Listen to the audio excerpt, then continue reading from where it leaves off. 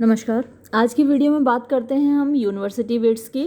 तो सबसे पहले एक चीज़ नोट कर लीजिए कि ये वर्ड कॉइन किसने किया। तो नाम लिख लीजिए, जॉर्ज सेंट्सबरी ने सबसे पहले ये वर्ड दिया था, the university weights. Important question है आपके लिए, मल्टीपल चॉइस क्वेश्चंस में आपसे पूछा जा सकता है कि the university weights term coin किसने किया था, यानी किसने दिया था। तो जॉर्ज, GEORGE जॉर्ज, और सेंट्सबरी SAINTSBURY, जॉर्ज सेंट्सबरी का नाम लिख लीजिए आप। चलिए अब शुरू करते हैं। University educated authors. University wits कौन थे? यूनिवर्सिटी में पढ़े हुए लेखक थे। ये एलिजाबेथन पीरियड की बात है, रेनेसा पीरियड की बात है, 16th सेंचुरी की बात है। यानी ये जो यूनिवर्सिटी वेट्स हैं ये बिलोंग करते हैं किस एज को? रेनेसा एज कह लीजिए उसको, इंग्लिश लिटरेचर का रेनेसा पीरियड चाहे आप उसको कहिए, चाहे आप उसको एलिजाबेथन एज कहिए, चाहे आप उसको कहिए 16th सेंचुरी।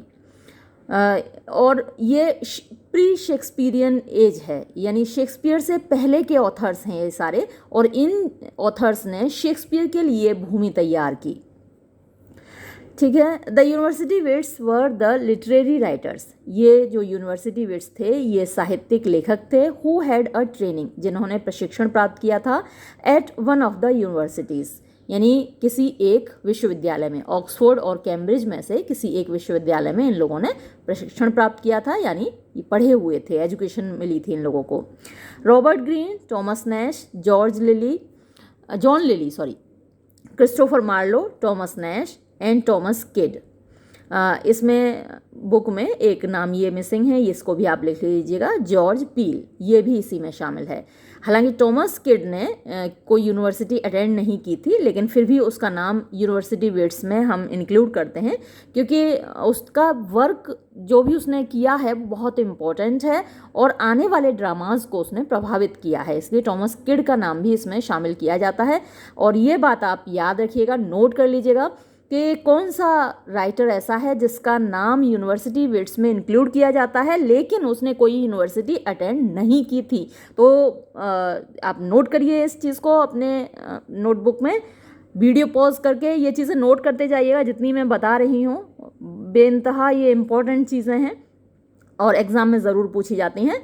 टॉमस किड का नाम आप नोट कीजिए, ये एक ऐसा ऑथर है जिसको हम यूनिवर्सिटी वेट्स में इंक्लूड करते हैं, लेकिन उसने कोई यूनिवर्सिटी अटेंड नहीं की थी, किसी यूनिवर्सिटी में उसने एजुकेशन नहीं पाया था। और ये सारे यूनिवर्सिटी वेट्स हैं। टॉमस लॉ, कौन कौन है? रॉबर्ट ग्रीन, टॉमस लॉ, John Lyly, Christopher Marlowe, Thomas Nashe, George Peele और Thomas Kyd were called the university wits. Among these, अब ये चीज़ और नोट कीजिए, एमंग दीज, इनमें से टॉमस किड नेवर, अच्छा ये तो मैंने अभी बता ही दिया आपको, never attended any university. Robert Greene, Christopher Marlowe and Thomas Nash, ये इन तीनों ने कहाँ से किया था graduation? Graduated from Cambridge university. ठीक है। रॉबर्ट ग्रीन, क्रिस्टोफर मार्लो और टॉमस नैश, इन्होंने कैम्ब्रिज यूनिवर्सिटी से ग्रेजुएशन किया था, वेयर एज, जबकि Thomas Lodge and John Lyly did graduation from Oxford. Thomas Lodge और जॉन लिली ने ग्रेजुएशन कहाँ से किया था? ऑक्सफोर्ड से किया था। और जॉर्ज पील, जिसका नाम मैंने यहाँ इंक्लूड करवाया आपसे, ये भी ऑक्सफोर्ड के ही प्रोडक्ट थे। ठीक है। तो इनके नाम आप नोट कीजिए। 3 तो हो गए कैम्ब्रिज के, कौन कौन? फिर से देख लीजिए, इनको ज़रूर अच्छे से नोट कर लीजिएगा। रॉबर्ट ग्रीन, क्रिस्टोफर मार्लो और टॉमस नैश, ये कैम्ब्रिज के हो गए। टॉमस लॉ, जॉन लिली और जॉर्ज पील, ये हो गए ऑक्सफोर्ड के। और टॉमस किड ने कोई यूनिवर्सिटी अटेंड की ही नहीं थी। तो टोटल 7 हो गए।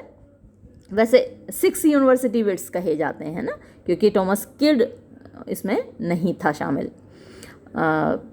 मतलब शामिल तो होता, वही आपको कन्फ्यूज़न रहेगा। वैसे तो 6 यूनिवर्सिटी वेट्स कहे जाते हैं, मैंने आपको बताया कि 3 ऑक्सफोर्ड के, 3 कैम्ब्रिज के, लेकिन टॉमस किड को भी हम उसमें शामिल कर लेते हैं तो वो 7 हो जाते हैं। ठीक है। चलिए आगे बढ़ते हैं। The struggle of drama for passion and structure. The struggle यानी संघर्ष हुआ ड्रामा का पैशन और स्ट्रक्चर के लिए, यानी उसमें भावनाएं और उसमें स्ट्रक्चर, उसकी बनावट के लिए। Before the arrival of the university wits, यानी यूनिवर्सिटी विट्स के आगमन से पहले ड्रामा वॉज, ड्रामा था, इन अ केओटिक कंडीशन, बड़ी अस्त व्यस्त अवस्था में। केओटिक माने अस्त व्यस्त होती है। द क्लासिसिस्ट हैड फॉर्म, जो क्लासिसिस्ट थे यानी शास्त्रीय लेखक थे, उनके पास फॉर्म थी, मीन्स बनावट तो थी, रूप तो था, स्ट्रक्चर तो था, फॉर्म माने स्ट्रक्चर आप कह सकते हैं, बट नो पैशन, लेकिन उनके पास भावनाएं नहीं थी। नो फायर, उनके पास मतलब तीव्र आग नहीं थी, भावनाओं की आग होती है ना, तो वो नहीं थी उनके पास। The popular dramatist had interest, और जो पॉपुलर ड्रामेटिस्ट थे यानी लोकप्रिय नाटककार थे, उनके पास इंटरेस्ट था, रुचि थी, पैशन यानी भावनाएं थी, फायर आग थी। आग मतलब वो जलाने वाली आग नहीं, मतलब लिखने की आग और भावनाओं की आग। But little sense of form, लेकिन लिटिल माने ना के बराबर, सेंस ऑफ फॉर्म यानी स्ट्रक्चर का उनके अंदर भाव था। उनका जो क्लासिकल राइटर थे उनका स्ट्रक्चर अच्छा था लेकिन पैशन नहीं थी, और जो पॉपुलर ड्रामेटिस्ट थे उनके पास पैशन था लेकिन स्ट्रक्चर नहीं था। तो ये कमी चल रही थी यूनिवर्सिटी विट्स के आने से पहले, और यूनिवर्सिटी विट्स ने क्या किया, इन चीज़ों को कंबाइन किया। और शेक्सपियर ने क्या किया, सारी यूनिवर्सिटी विट्स की अच्छाइयों को अपने में समेट के और कंबाइन कर दिया।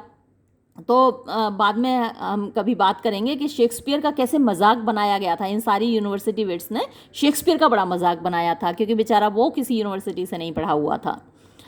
चलिए हम यहाँ आगे देखते हैं। ड्रामा दैट इज़ टू से वॉज स्ट्रगलिंग, यानी ड्रामा हम कह सकते हैं कि स्ट्रगल कर रहा था, संघर्ष कर रहा था between a well formed chill and a structureless enthusiasm.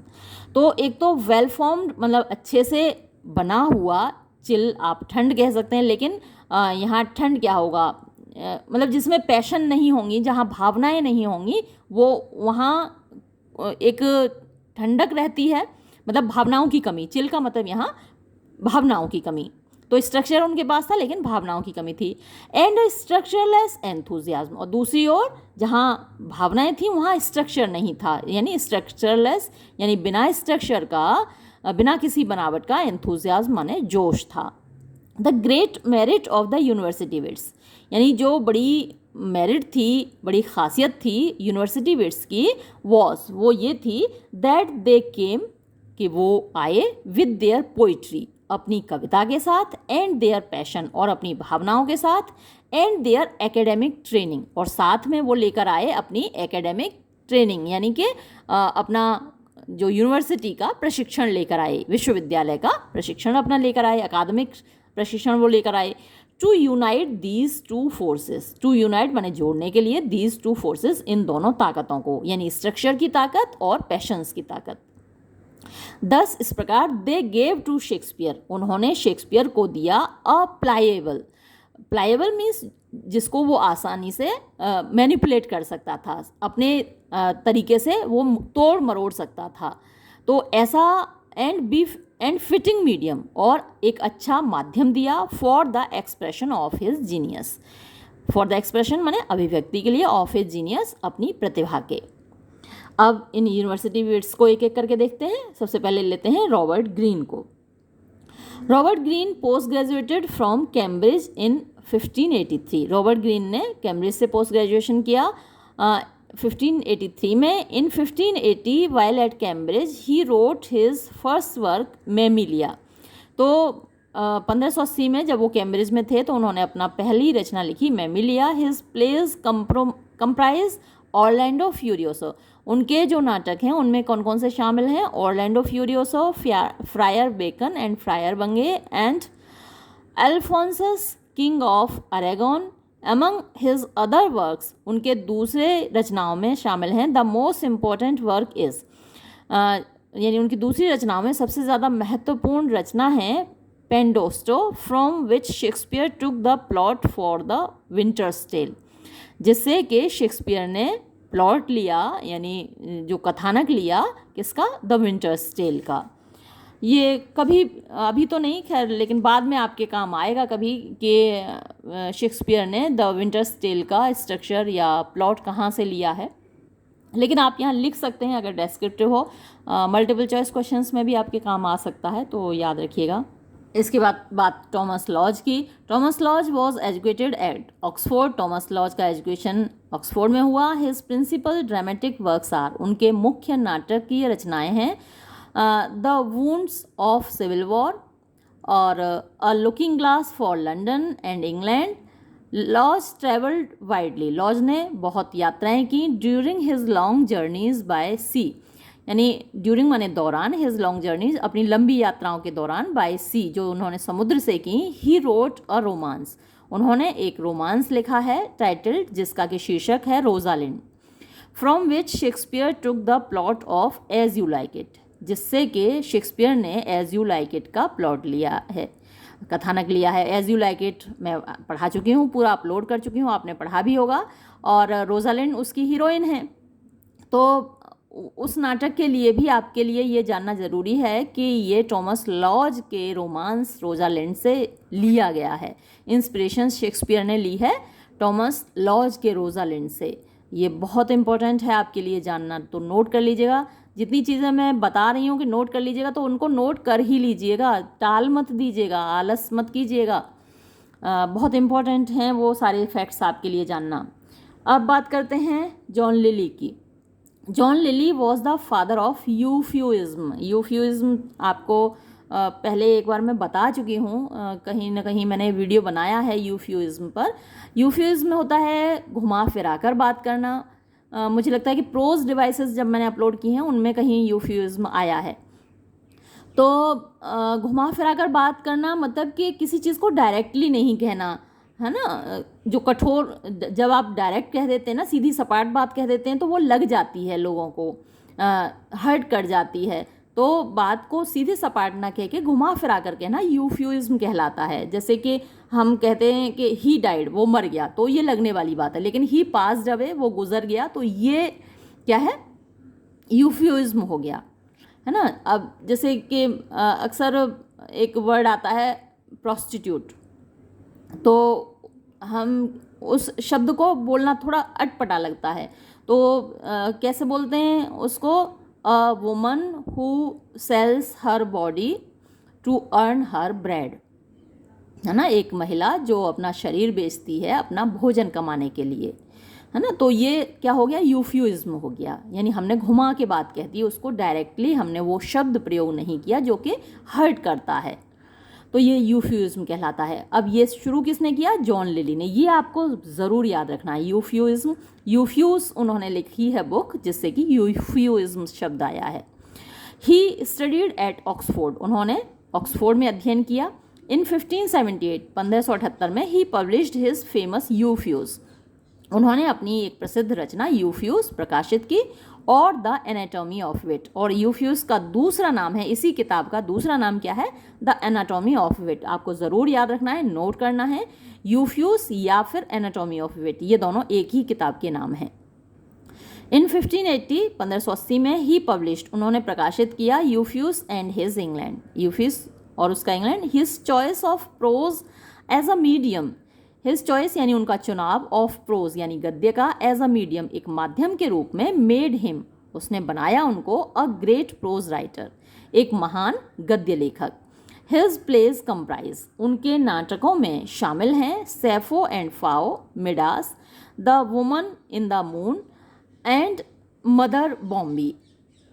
Lily anticipated the Shakespeare of Love's Labour's Lost, a Midsummer Night's Dream and Much Ado About Nothing. तो लिली एंटिसिपेटेड का मतलब है लिली में बीज मिलते हैं, यानी लिली के ड्रामाज अगर आप पढ़ेंगे तो आपको झलक मिलेगी शेक्सपियर के ड्रामाज की। हालांकि शेक्सपियर उनके बाद हुआ है, शेक्सपियर ने उनके बाद लिखा है, लेकिन आपको याद आएगा शेक्सपियर का लव्स लेबर्स लॉस्ट, ये बहुत फेमस ड्रामा हैं शेक्सपियर के सारे, अ मिडसमर नाइट्स ड्रीम और मच एडो अबाउट नथिंग। तो अगर आप शेक्सपियर के इन ड्रामास को पढ़ेंगे तो आपको उनमें लिली का प्रभाव दिखाई देगा। जैसा कि मैंने आपको पहले ही बताया था कि शेक्सपियर ने सारे यूनिवर्सिटी विट्स की अच्छाइयों को देखकर, अच्छाइयों को अपने में समेट कर प्रस्तुत किया अपने नाटकों में, तभी तो शेक्सपियर इतना ज़्यादा पॉपुलर है। क्रिस्टोफर मार्लो, क्रिस्टोफर मार्लो से आप परिचित ही होंगे, मैंने डॉक्टर फॉस्टर्स अपलोड किया है, आपने पूरा अगर पढ़ा है, बहुत अच्छा ड्रामा है।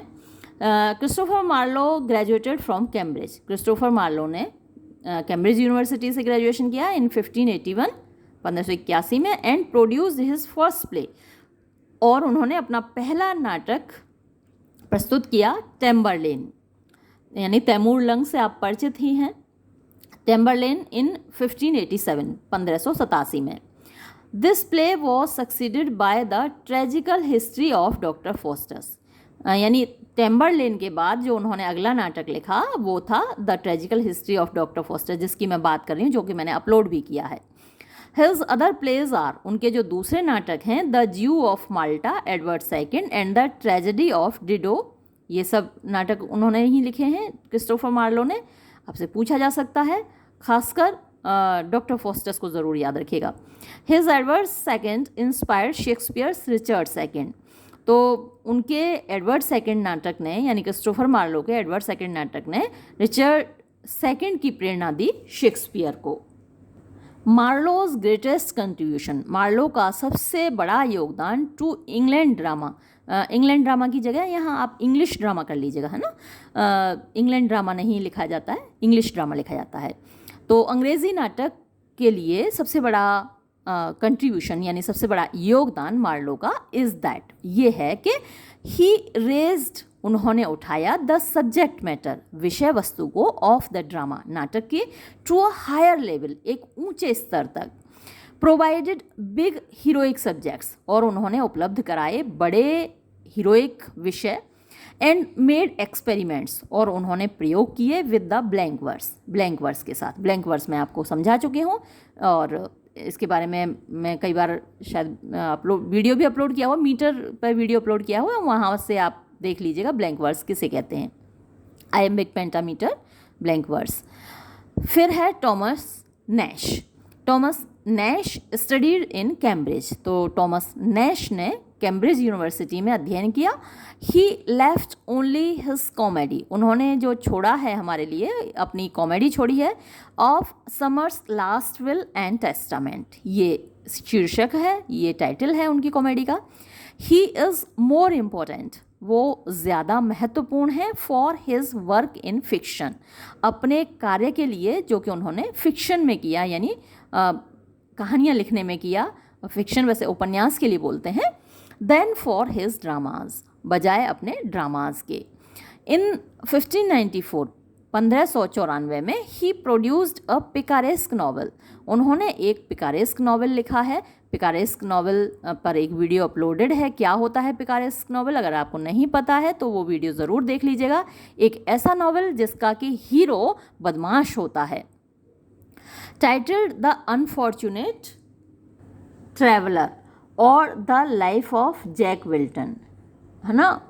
तो ये जो पिकारेस्क नॉवल है, इसके दो टाइटल हैं, द अनफॉर्चुनेट ट्रैवलर या फिर the life of Jack Wilton in the Spanish tradition, यानी स्पेन की परंपरा के अनुसार उन्होंने लिखा है। फिर नाम आता है टॉमस किड का। इफ़ मार्लो वॉज रेस्पॉन्सिबल, अगर मार्लो उत्तरदायी था, फॉर डेवलपिंग, विकसित करने के लिए, वन टाइप ऑफ ट्रेजेडी, एक प्रकार की त्रासदी यानी ट्रेजिक ड्रामा, दुखांत नाटक, टॉमस किड वॉज रेस्पॉन्सिबल, तो टॉमस किड उत्तरदायी था, फॉर इलेबोरेटिंग एनदर, यानी दूसरे प्रकार का ड्रामा, दूसरे प्रकार की ट्रेजेडी को विकसित करने के लिए। The Spanish tragedy is his only known play, Spanish tragedy उनका एकमात्र ज्ञात नाटक है। It makes a distinct era, इसने एक डिस्टिंक्ट मीन्स एकदम विशिष्ट, एकदम खास, एरा माने युग बनाया, in the development of English tragedy, अंग्रेजी त्रासदी के विकास में। The plot of Shakespeare's Hamlet, Shakespeare के नाटक हेमलेट की विषय वस्तु इज़ टेकन फ्रॉम इट, इससे ली गई है, इस यानी इससे मिलती जुलती है, काफ़ी प्रेरणा वहीं से मिली है शेक्सपियर को। हेमलेट आप पढ़ रहे होंगे, मैंने अपलोड कर रही हूँ, थोड़ा सा रह गया है, और बहुत ख़ास ड्रामा है शेक्सपियर का। वैसे तो शेक्सपियर का हर ड्रामा अपने आप में ख़ास होता है। फिर जॉर्ज पील की बात करते हैं। George Peel took his degree, George Peel ने अपनी डिग्री ली थी इन आर्ट्स में फ्रॉम ऑक्सफोर्ड यूनिवर्सिटी से इन 1579 1579 में, and joined the company of Marlowe Greene and Nash, और उन्होंने जो संगति ली, साथ लिया मार्लो ग्रीन और नैश का कंपनी ज्वाइन की, उनकी संगति में आ गए। He started acting and writing plays, उन्होंने एक्टिंग करना शुरू किया, अभिनय करना शुरू किया और नाटक लिखना भी शुरू किया। ही लेफ्ट बिहाइंड हिम, उन्होंने अपने पीछे छोड़ा है सम हाफ अ डजन प्लेज, लगभग आधा दर्जन नाटक। अमंग दीज, इनमें से द वेल नोन प्लेज, ज़्यादा ज्ञात नाटक आर हैं the Arrangement of Paris, Edward First, the Battle of Alcazar and the Old Wives Tale. तो ये इनके नाटक हैं।